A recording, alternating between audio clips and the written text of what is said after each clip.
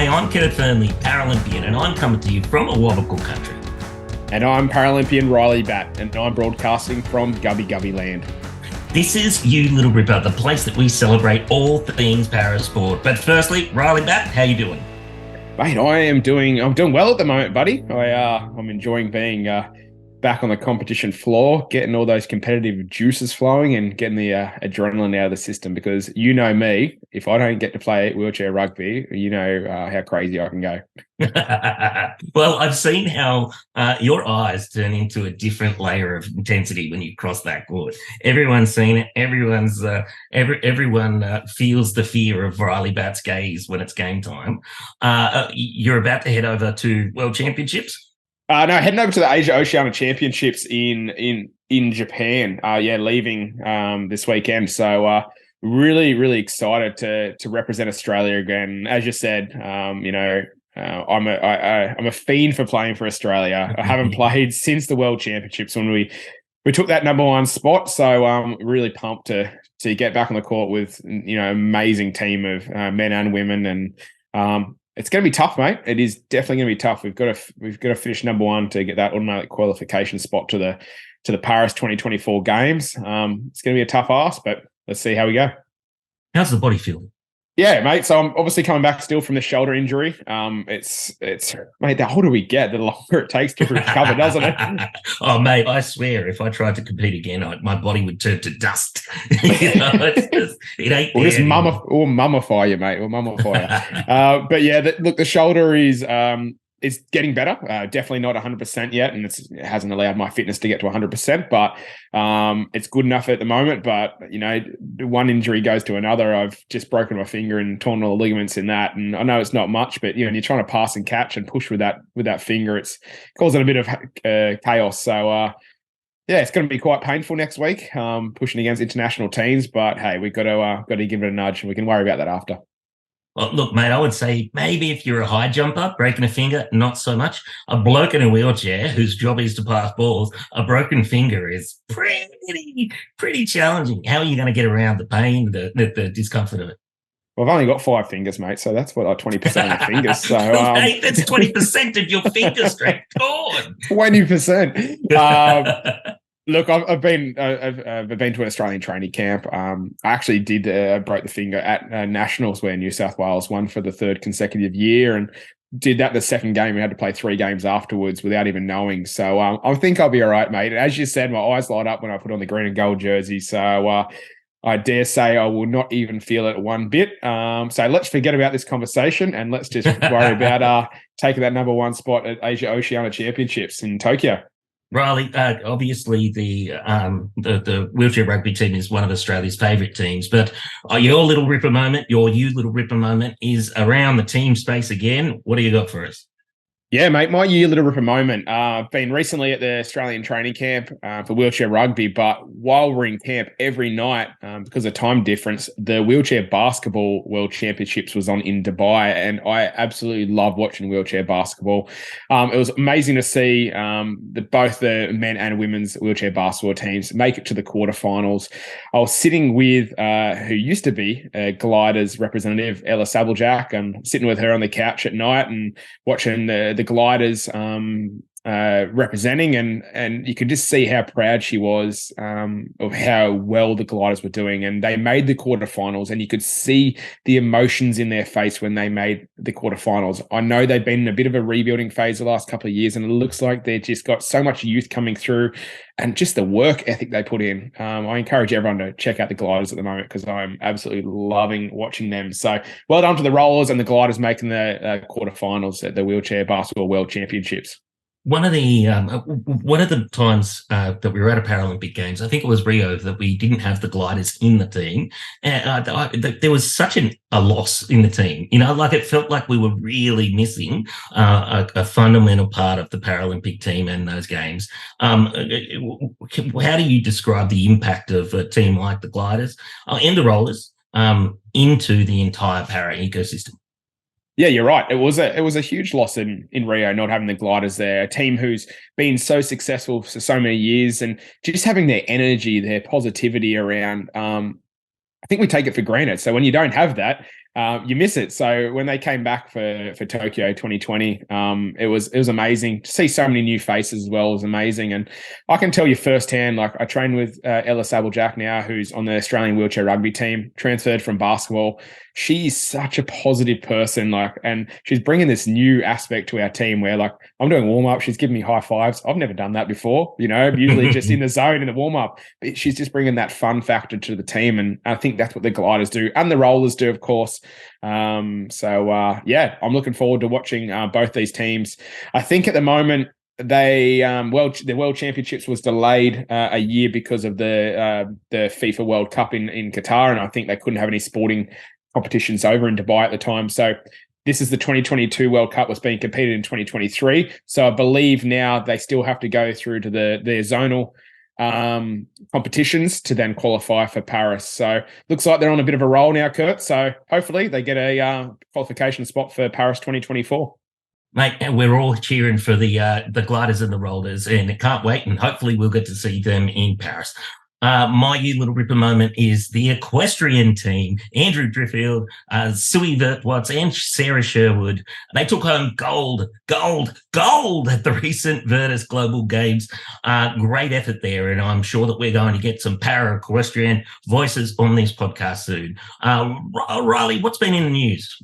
Mate, for me, something a little bit away from sport. If you listen to the podcast back, I like to throw something else in the mix there. But, mate, what I'm pumped about, I've recently moved up to Queensland for recovery and just to try to give myself the best, performance leading into Paris. But the Queensland government has just pledged support to establish a Paralympic branch in Brisbane. So I think that's huge for Paralympic sports in Australia. We've obviously got an office in Melbourne, we've got an office in Sydney, and now coming one in Brisbane. I think this is a huge move for Paralympics Australia, and it's just so good as a Paralympian who's been involved, in this team for almost 22 years now. It's so good to see the growth of the community. What do you think, Kurt?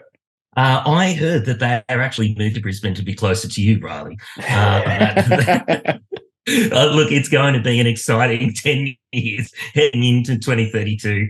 So a presence there, I think, will be able to continue to create that connection with the Queensland audience and the Queensland people. And I think the very successful 2032 games, we need as many para-athletes coming out of it's the Sunshine Stage, isn't it? Remember we need as many para-athletes as we can coming out of the Sunshine Stage. We'll be representing Australia with a big tan on, living out here in Queensland. It's constantly sunny. So I encourage all your Paralympians to come up and get involved in the Queensland hub. Talking about our other Paralympians, it's a huge month ahead for parasport all around the world because it's the slow dance now to Paris in 2024. We have triathlon happening in Montreal. We've got the Wimbledon series in the UK, of course. Dylan Alcott, dominant for so long. Interesting to see who's next up at Wimbledon. Athletics World Championships in July, and the para archery world champs, as well as para swimming. It is, like I said, it is a huge month ahead of us for parasport, and we'll be bringing you all the news here at You Little Ripper, so stay tuned. Talking about para athletics, we've got our favourite. Are we able to say favourite? What do you think of Ryley Batt when you hear the name Rheed McCracken? I think it might be my man crush, Kurt. Sorry, it's not you, mate. It might be Rheed McCracken. He's one handsome fella, mate, and I always tell him that every time I see it. But one of the most genuine blokes you ever meet as well. So we all love Rheed McCracken on the pod. Well, it's time to hold on no more. If you want to have a look at the great Rheed McCracken, make sure to go to Spotify and check out our videos as well. Rheed McCracken, the best looking man in the world. Welcome to You Little Ripper. Thank you. Thanks for having me. Wow. I'll take it. Oh, you know what? I'll take it. I'll take it. Mate, Ryley had just admitted to our audience that he does have a man crush on you. He can never not forget the top 50 in the best looking faces of all time. Wasn't it that? I think that's top 5, Kurt, not 50. Top 5. Get rid of that 0. Isn't it true? Yeah. I think it's top 10, but you know what? 5's good. If you want to go with 5, I'm happy with 5. when we're at the games, I always try to have coffee dates with Rheed. We always have a coffee together. Most mornings we try to, if our schedules make time for it, because he's just not only a great bloke, he's also a glamour to look at, mate. So thanks for joining us on the pod. But Rheed, it's been a very, I guess, busy start for the year for you with the Summer Down Under series, the Grand Prix in Dubai, and the recent Swiss series. How's your form? It's weird because of the past year's just been so, like, I've changed. I moved to Sydney and I changed coaches, so I think where we're at is pretty good, pretty solid. The hardest thing is the racing is just, it's smoking fast at the moment. And so for me, if I can just be pretty consistent into world champs this year, I'll be happy, because we've been pretty consistent throughout the whole year. So form wise, every time we go somewhere, we've changed so much. Like, we changed gloves, we changed positioning, we changed a heap of things. So I'm pretty happy with it, where things are at. And I just want to be somewhat consistent into worlds. Yeah. Mate, you mentioned about how the sport keeps rising, but you even got a PB the other week, so you're still improving. How much further, how much harder, how much faster can you go? Yeah, I wasn't expecting that at all, to be honest. So we you and me, we know how fast Arbonne, the track in Switzerland, is, but I don't think it matters anymore. I think a good track is important, but the guys are just, there seems to be world records every competition we go to. Like, everyone said the track in Dubai was fast, but not. And then, the times that they were pulling out there. So I don't, honestly, we're all sitting there and we're watching the racing trackside in Switzerland, and I think everyone came to the conclusion that I don't know where it ends. I don't know where and how fast people are just going to keep progressing. I know we've just got to do what we can do, but I honestly, mate, it's a bit terrifying to be fair. I think it used to just be like what you could do as a person. It seems like equipment is definitely playing a big factor in it now. It's gone are the days of aluminium chairs everywhere. You have an aluminium chair and harness gloves, and you're a minority in that, so you're the only one. It's all carbon and just, I don't know where it ends. I heard you before, and look, obviously yourself and Kurt know the racing industry, but for myself and I guess the listeners at home listen to this pod, you talked about different glove setups for different conditions and tracks and whatnot. Can you please tell us a little bit about that and why you changed your equipment so much for different tracks?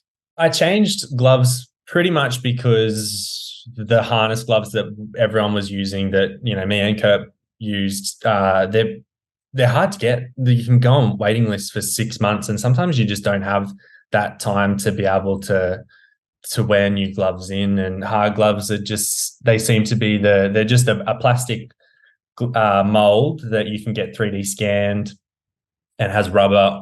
You put glue rubber onto it. They're much lighter. I've gone back and forth between harness and hard gloves, and the amount of weight that's in a harness glove is unbelievable. And I find the hard glove to be more efficient over 400 and 800 meters, and not so it's quite hard to start on them in 100 meters. So I've gone back to harness gloves for the 100 because I get off the line quicker. So it's just I think it's a preference. Some people seem to pick up hard gloves quite easy. Like Sam Carter, one of our Australian athletes, he's using the same hard glove that I am, and he's a weapon off the start. So he's been able to pick it up quite quickly, I think. Yeah. I always struggled with changing my glove in particular. I thought that the harness glove is just, you don't make mistakes on it, right? Like, it's so hard to mess up. Yeah, I actually think the opposite now. Oh, really? Yeah, after I've used the hard glove for a year now.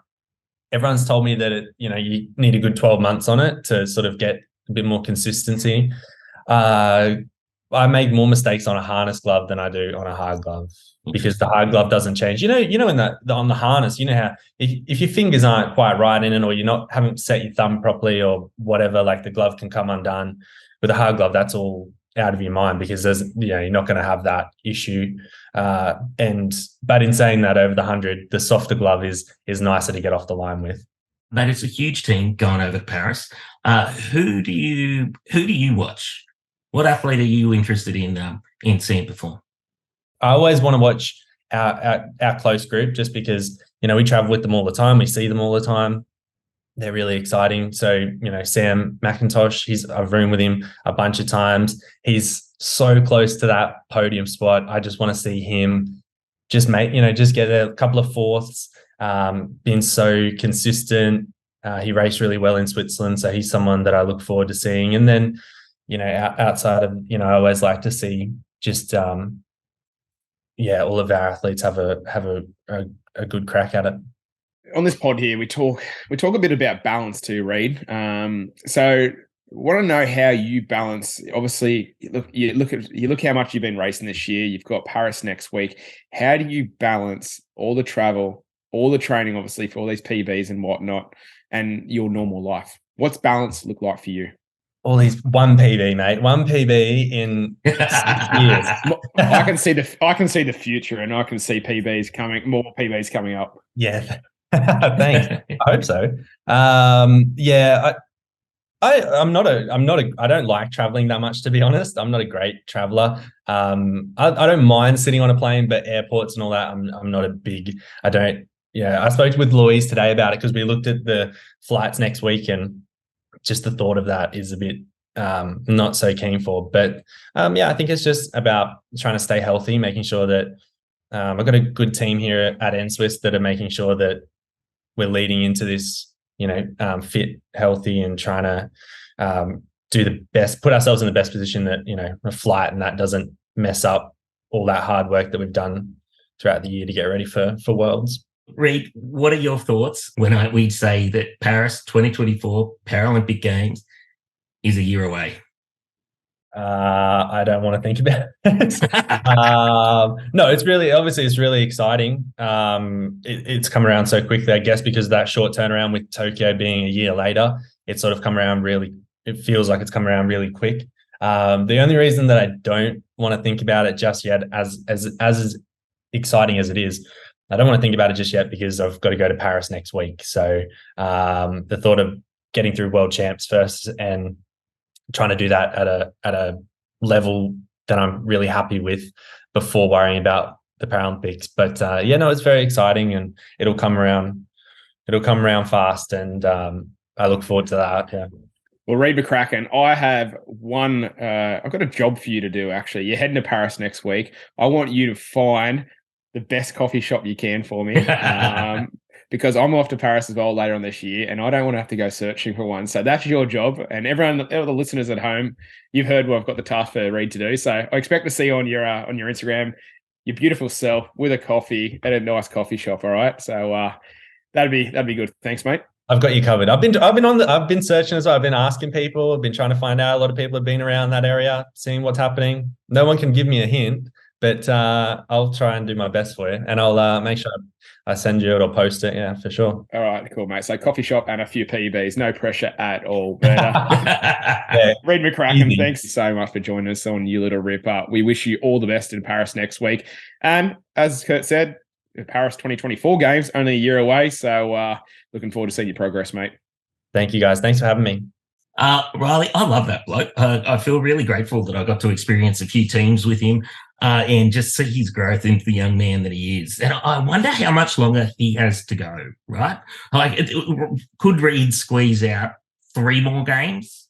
He's still pretty young, isn't he? And look, it's also for me, just being in that interview then, listening to him talk around you, like, when I saw Rheed come up through the ranks, early days of his Paralympic career, he idolized you, Kurt, and you're his mentor, his role model, and you've always been great mates. You've driven him all around the country, so it was really cool to see that moment where you're asking him. You're obviously a retired athlete now. You're asking him about his results, you're talking about his PB, and upcoming events. So well done to you too, Kurt, for You've sort of grown this. I know you don't like to hear this all the time, but well done to you, mate. Congratulations, because you've sort of, I guess, nurtured Rheed into becoming this amazing Paralympian.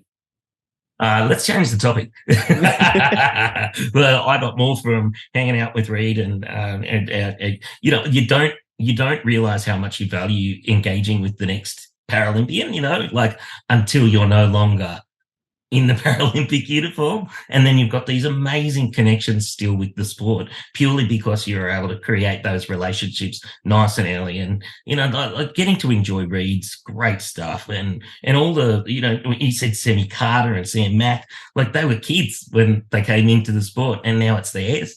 And you get to enjoy it from afar if you've been able to have those connections into the team. So mate, I benefit from that on a day-to-day basis now. So, well, look, I love Reed, but he's got a mission. He's going to find me that good coffee shop. So unless he finds me that, he's out of the family. Look, before we finish up here, we need to give a big shout out to the 64 Aussie athletes that are representing Australia in the Special Olympic World Summer Games in Berlin. Go, our Special O's team. We're shouting out and giving you all the love and support here from Australia. And thank you, our listener, for listening to this podcast. We love parasport, and we want to share how amazing it is with the rest of the world, but we need your help to do that. We absolutely do, Kurt. We need you all to tell your friends about what we're doing here. And please, as per usual, leave us a nice review. Or bad. No, don't even open the door for bad.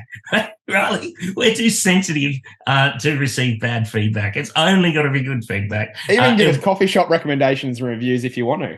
We're going to go on there, and there'll be somebody talking up the latest coffee shop in a Maroochydore, which I look forward to hearing. And we'll be back with more interviews with your favourite athletes, so make sure you're followed You Little Ripper wherever you get your next episode.